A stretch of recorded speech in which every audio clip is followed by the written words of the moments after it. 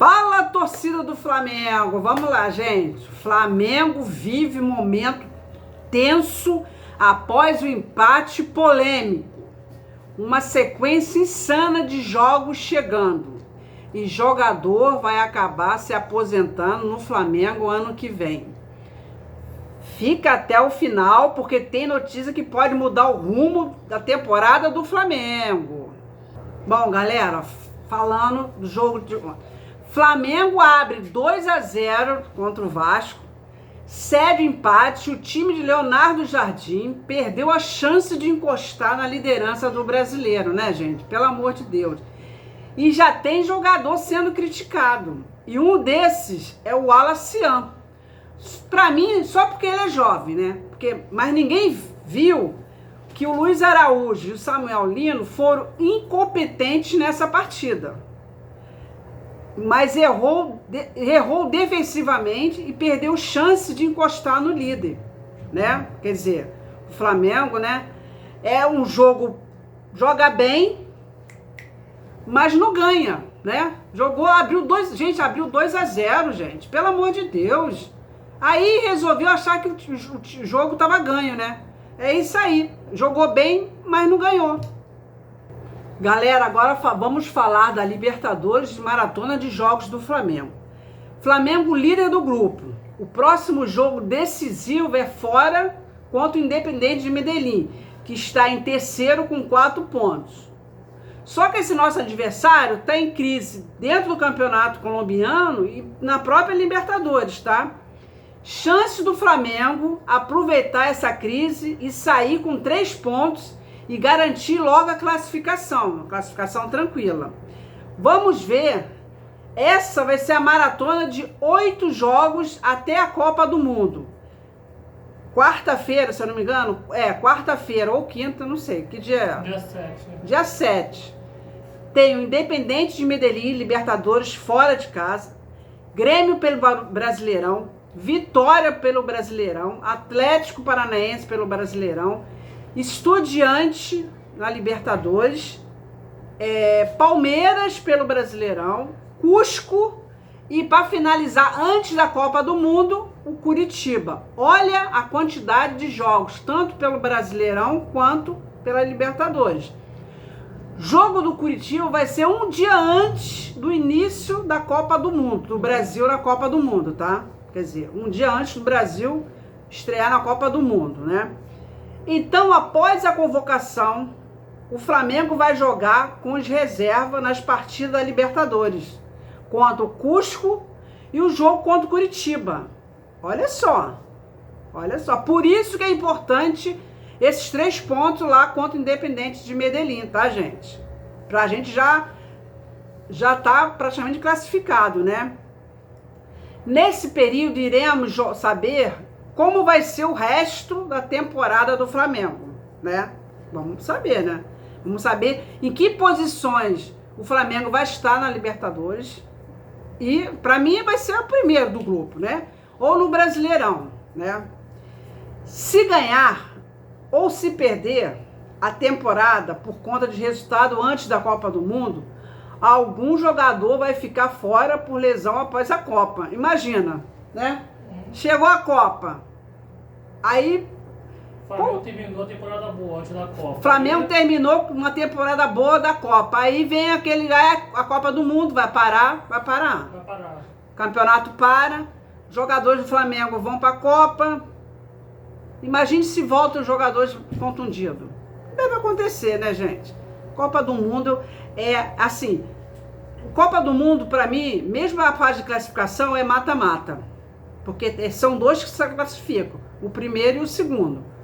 Então, é aquilo, né? Por exemplo, o Alexandre não vai jogar a Copa toda. Não vai. Porque ele não tem condições. Ele deve fazer sempre um revezamento com o que o Lancelotti vai levar. Mas pra você ver, no jogo contra o Vasco, o Alexandre, no finalzinho, os 36 minutos, ele já tá cansado, né? É isso aí, gente. Aí é o seguinte, se volta os jogadores com lesão, e se o Flamengo não estiver bem no Brasileirão, olha só a situação, né? Então é isso aí. Por isso que eu falo, é importante os 3 pontos lá, é importante, né, também no Campeonato Brasileiro. Aí, nação, você acha que o Flamengo... Aí, uma pergunta para vocês, torcedor, uma pergunta para vocês. O Flamengo, você acha que o Flamengo vai aguentar essa pressão desses jogos, desses 8 jogos, tanto pela Libertadores como pelo Brasileirão? Vem aí, diz a sua opinião aí. Bom, galera, e só para finalizar, eu vou fazer um comentário só do jogo de ontem, tá? Eu vou só para finalizar sobre o jogo de ontem. Estão pegando o Alacian, o menino Alacian, como bode expiatório, né? Porque muita gente culpando que o cruzamento do segundo gol do Vasco foi culpa dele. Gente, ele não vem jogando.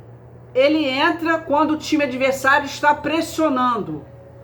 Então, tem outros jogadores que não entraram bem. Por exemplo, Saul estava segurando a bola. O Bruno Henrique não estava ajudando na marcação ali. O Alexandre já estava cansado. Então, não pode pegar o garoto só porque ele é garoto, é novo, e pegar ele para Cristo, não, tá? O time todo do Flamengo... né? E eu ponho essa empate do Flamengo de ontem na conta do Leonardo Jardim, tá? Porque, gente, eu falo o seguinte, toda vez que você tira um jogador que o adversário tem medo, que é o Pedro, ele tá cansado, deixa ele plantado lá. Eu tenho certeza que os 2 zagueiros não vão sair. Aí tirou o Pedro, tirou o Jorginho, e os mesmos jogadores que entraram, quer dizer, não foi o dia de um bom... Quer dizer, ontem eu falei assim pro meu filho, nossa, o Luiz Araújo e o Samuel Lino estão péssimos. Geralmente o Leonardo Jardim não faz essas trocas, de tirar o menino lá, o Samuel Lino e o Luiz Araújo. Na minha concepção, primeiro, ele tinha que ter entrado já com o De La Cruz, tá? Já não tinha que ter botado o Luiz Araújo ali. Não tinha. Cara, é só pegar o jogo da seleção uruguaia e ver aonde o De La Cruz é um meio armador. E se nós não temos Arrascaeta, quem tem que ser? De La Cruz. Aí você põe o De La Cruz faltando. Cara, o jogo tava numa intensidade tão grande, o Vasco tava numa intensidade tão grande. Aí você põe os 2 jogadores que não vêm jogando. 3, né? Porque o Luiz Araújo, o Alessandro também não vem jogando. Aí, gente, até eles pegarem o ritmo da partida, aí o time do Vasco praticamente dominou o jogo. O finalzinho do jogo, dominou. Eu falo, culpa do Leonardo Jardim, sabe? Eu ponho esse empate. E outra também, a arrogância dos jogadores do Flamengo, porque achou que 2-0 o jogo estava ganho. Sabe? Só que o seguinte, lá do outro lado tem um time que toda vez que joga contra o Flamengo, eles vêm com sangue nos olhos. E ontem o Renato Gaúcho, as trocas do Renato Gaúcho no Vasco deram certo. Deram certo. A do Leonardo Jardim não deu certo. E outra, né, gente? 2 gols de cabeça. Eu tô falando que o Léo Ortiz não vive uma boa fase, Engraçado, levantou pra ele fazer mudança o Alacian e Danilo. Não, ele não fez o Danilo entrar. Gente, o Alexandre tá o quê? Cansado? Faz o seguinte, joga o Varela pra cá e botava o Danilo lá na lateral. Sabe? Mas não fez isso. Queimou, né? Tinha mais uma substituição, mas tinha feito já 3 paradas. Aí ficou o Danilo ali, quitando o jogo, sabe? Olha também o Bruno Henrique. O primeiro gol foi erro de cabeçada do Bruno Henrique. Ele veio de tirar a bola pra lá, ele botou pra escanteio de novo, aí surgiu o gol. Erro. Você vê que o Léo Ortiz nem solta direito, cara. A bola passou na frente do Léo Ortiz. Tá errando o time da bola. Ele tá errando o time da bola. Olha, ele tá errando o time da bola, em sair com a bola. Passe errado.